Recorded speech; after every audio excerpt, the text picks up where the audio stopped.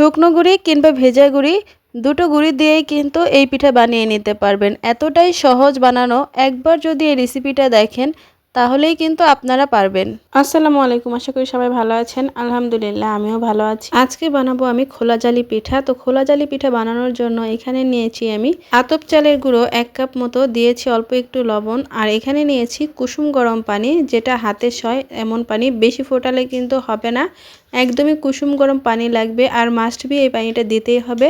এই বেটারটা একদম পাতলাও হবে না, ঘনও হবে না। বেটারটা যদি পারফেক্ট না হয় তাহলে কিন্তু পিঠাগুলোও পারফেক্ট হবে না। তো অনেকক্ষণ সময় নিয়ে কিন্তু এই বেটারটাকে হাত দিয়ে ভালোভাবে তৈরি করে নিতে হবে, একদম চিতই পিঠার মতো। চিতই পিঠা বানাতে গেলে যেমন আমরা বেটারটাকে অনেকক্ষণ ধরে হাত দিয়ে মথে নিই, ঠিক সেভাবে অনেকক্ষণ ধরে এই বেটারটাকে হাত দিয়ে ভালোভাবে মথে নিতে হবে।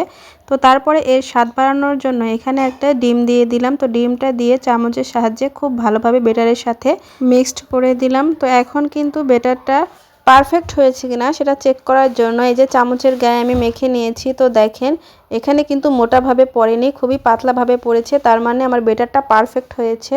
তো এরপরে আমি 10 মিনিটের জন্য এটাকে রেস্টে রেখে দিয়েছিলাম ডিমের সাথে সেট হওয়ার জন্য।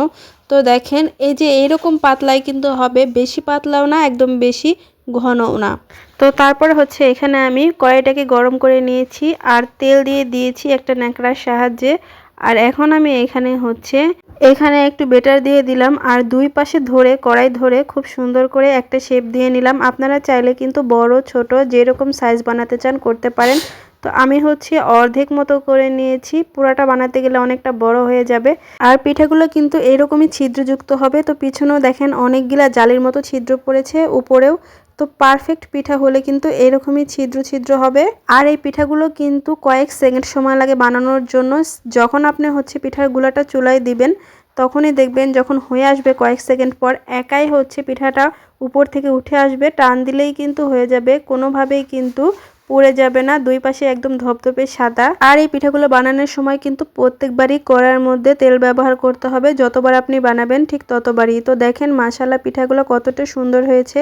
আর পিঠাগুলো দেখেই কিন্তু বুঝতে পারছেন যে কতটা নরম হয়েছে, পিঠাগুলো ধরতে ধরতে ভেঙে যাচ্ছে, একদমই তুলতুলে। আর কত সুন্দর জালের মতো ছিদ্র হয়েছে, যেই কারণে এই পিঠার নামই খোলা জালি পিঠা। তো অনেকে কিন্তু মাটির হাঁড়িতেও বানিয়ে থাকে, অনেকে তাওয়ায়ও বানায়, কড়াইও বানানো যায়, যেটার মধ্যে ইচ্ছে সেটার মধ্যে কিন্তু আপনারা এই পিঠাটা বানিয়ে নিতে পারবেন।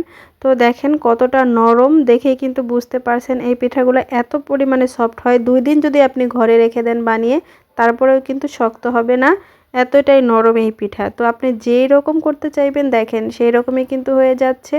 পিঠাগুলো এতটাই তুলতুলে আর নরম। আর এই পিঠাটা আপনারা যে কোনো কিছুর সাথেই খেতে পারেন, মাছ, মাংস, ডাল, ঘরে থাকা যে কোনো তরকারি দিয়ে আপনারা এই পিঠাটা যখন তখন বানিয়ে খেতে পারবেন। তো আমিও আজকে খাচ্ছি শুটকি মাছের তরকারি দিয়ে।